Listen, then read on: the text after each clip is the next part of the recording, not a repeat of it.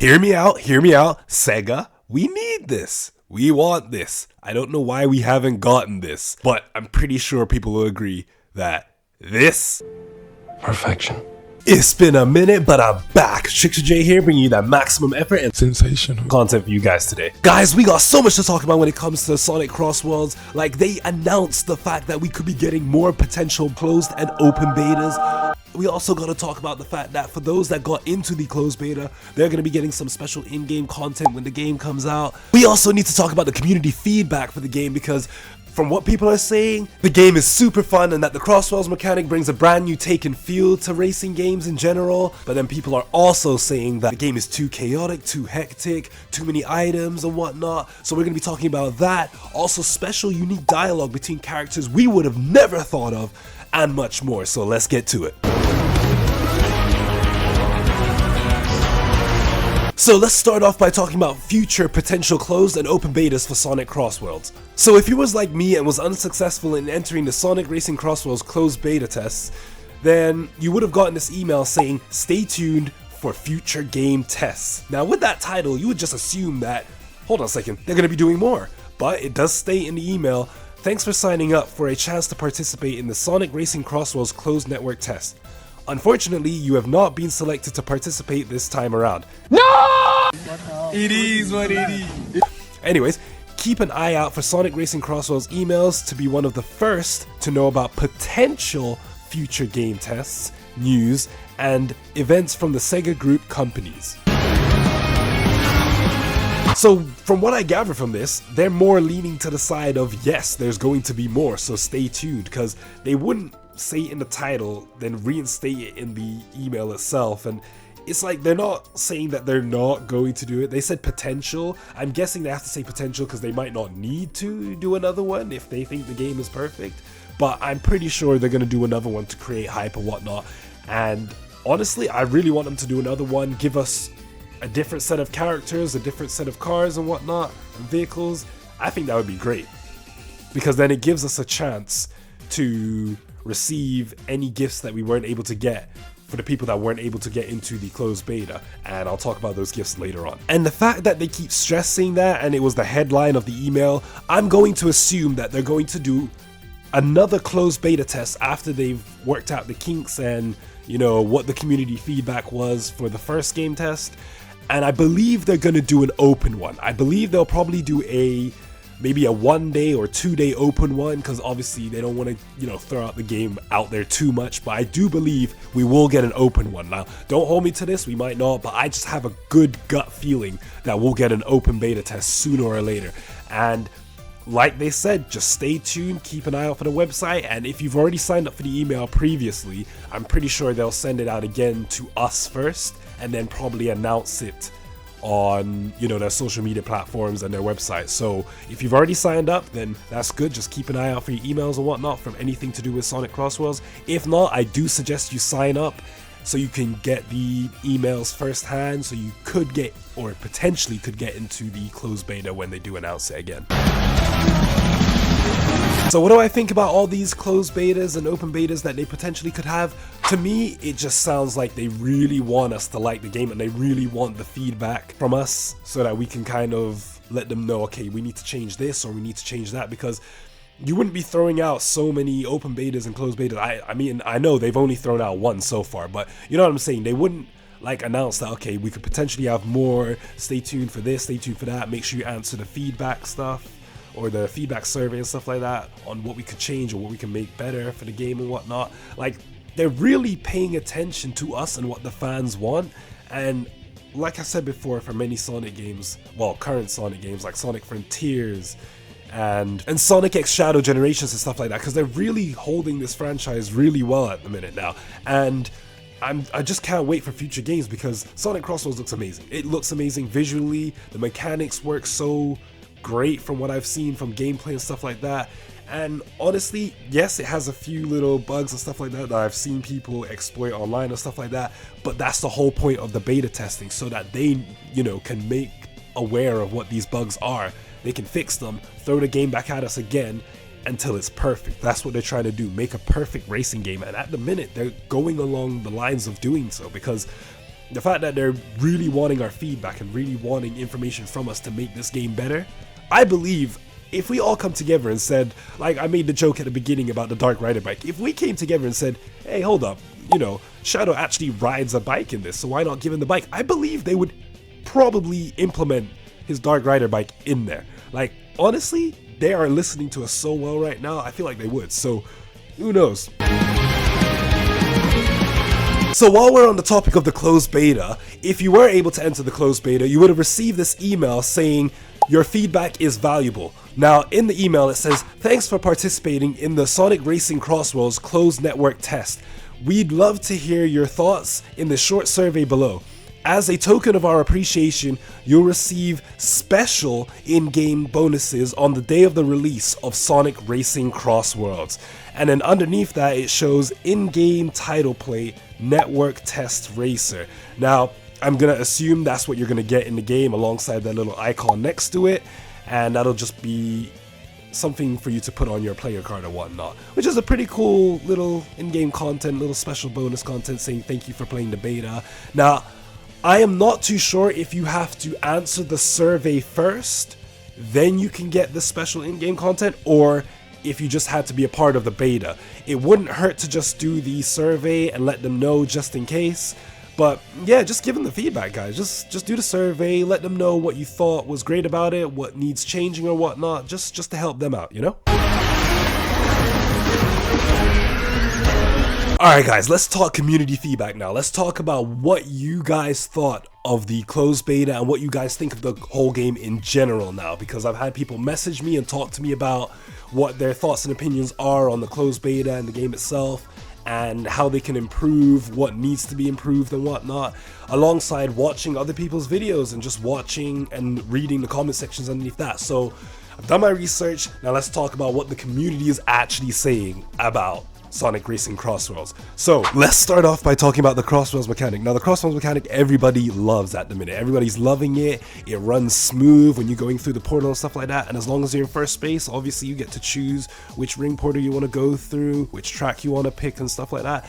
And I think that's really great, being able to choose your track in the middle of a race and swapping over instantly to a whole different stage, a whole different course in seconds. Like, it's incredible to think that we've gotten that far in games. Everybody's loving the mechanic right now. I've seen no bad reviews about the mechanic, which is great, positive for that. Also, everyone's loving how fun and energetic the courses are. Like, they've got so much life to them as well, and I love the fact that, you know, there's stuff going on in the background. Like with the Sonic and the Secret Rings course, you've got the dinosaurs, and you're even interacting with them. You're trying to drive around them. You got the feet stomping in the middle of the course and all that stuff, and you're trying to drive around them. I think in one of them you even drive on top of the dinosaur and whatnot. So I think it's cool that you can interact with the stages as well and such.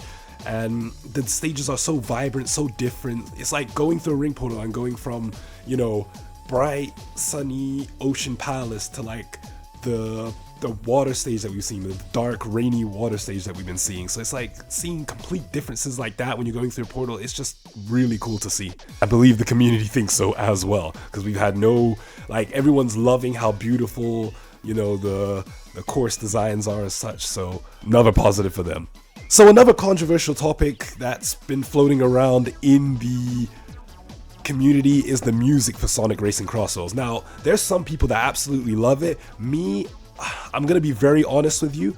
I feel a nostalgic value every time I hear Metal Harbor or, you know, Ocean Palace or Casino Park, because obviously they're games that I grew up with and such. But I can understand that it's not peak like what they've had before and all that stuff, but I still think it's pretty good. To me, I think it's pretty good. Others have said online, like I said, I've done my research, I've looked under the comment section under people's comments and such, and listened to the YouTube videos and such. A lot of people have said that it's iffy, it's a 50-50 with them for the soundtrack, but I like it, I like it.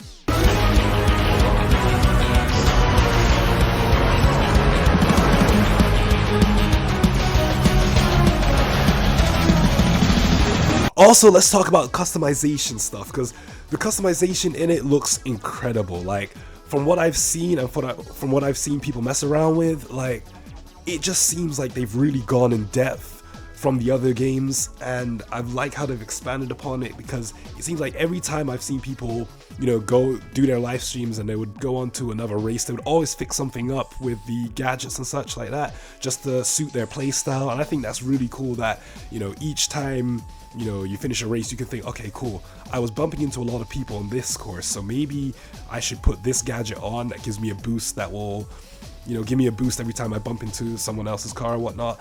And I think that's just, they've gone so in depth with it, and I love the fact that, you know, we're having to think about what we do to our vehicles in customization and stuff like that. So honestly, another plus for that. And I like the fact that you can fully customize your vehicle. I'm hoping, praying that when we get extreme gears and stuff like that, we can customize them, you know, slap on an amazing paint to it and stuff like that. I really do hope that we can customize extreme gears. I just can't wait. Just let me play extreme gears, please. So aside from that, there are a couple negatives that have been floating around the community. It's not all positive, but it's just slight negatives, and I can see why, but then they're easy fixes if you guys answer the feedback questions and survey and stuff like that. They're easy fixes for Sega and the team. So one of the big ones are that some of the races and courses are a bit too chaotic, that they've got so many item boxes there to get, and it can change the tide from you being in first to last, or from you being dead last to first in an instant. Like, I understand, and I've seen it before where you, like, there's a lot of races grouped up, and then, you know, you get one power up and that's it. Like, you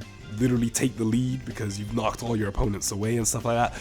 But it is an easy fix, and I understand why it's chaotic, because sometimes you're just getting hit left, right, and center, and then, you know, you think you're steady and you're on a straight path, and then you're just getting hit by something. And I know that's part of the game, but apparently it's just way too chaotic at times, and it's like you're trying to drive, but you're just getting hit instantly. You turn a corner, you're getting hit, and you're getting hit, and you're getting hit, and it's just a bit too chaotic for some people, and I can understand that. I've seen the gameplay and stuff like that, and like I said, it's an easy fix. All they've got to do is minimize the amount of item boxes you can get in a race, and that should be a done deal. So I don't see that as too much of a problem, but it has been floating around the community. Also, this one you can take as a positive or a negative, but there's no penalty for you not landing tricks, and I can understand why, like, people are saying it's a negative and a positive, because positive is that you can spam out a lot of tricks, you can get great airtime, you know, you can enjoy more of the race and focus on, you know, getting ahead and whatnot. But then also, if there's no penalty to it,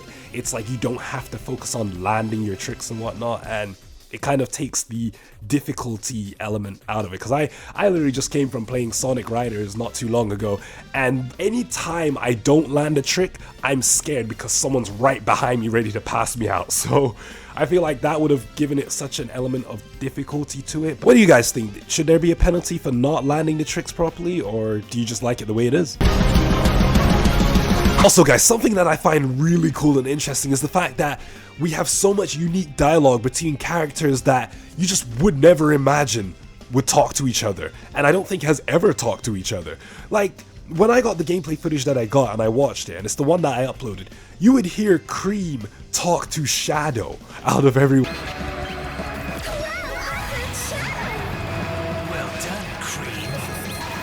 and they had a little bit of dialogue with each other, and I found that really funny and cool. And the person that sent it noticed it as well, was like, yeah, it's pretty funny and cool as well. And to think that they went that in depth with the dialogue between each character. So think about it, imagine Sage and Shadow, or Sage and Silver, or maybe Vector and, I don't know, someone like Metal Sonic talking to each other. That'd be just something really cool to see, or Vector and Silver.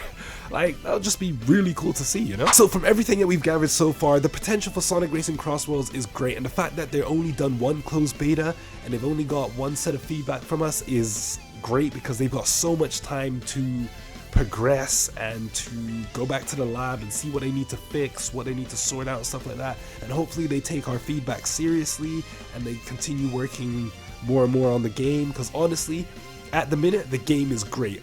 Like, literally under everyone's comments, there's nobody properly trashing the game, which is great to me. I feel like that's such a plus, that everyone's just loving and enjoying this game and wanting more from this game. And the fact that, you know, I keep bringing this up, but the fact that we're getting extreme gear and stuff like that, it's just the icing on the cake for me, and I can't wait. I hope that in the next closed beta, they let us test out the extreme gear and how it works and stuff like that, and the customization for it and all that other sort of stuff. I hope we even get to play as Jet and whatnot. So Who knows? Fingers crossed for the next closed beta or open beta. Who knows? Who knows? But other than that, guys, I leave it to you. How do you feel about the state of the game at the minute, and what do you want to see in the future? Let me know in the comment section down below. Other than that, guys, I want to thank you for listening. Thank you for watching. Like, subscribe, comment, and share. Stay saucy, stay sweet, and I will catch you in the next video. In a bit.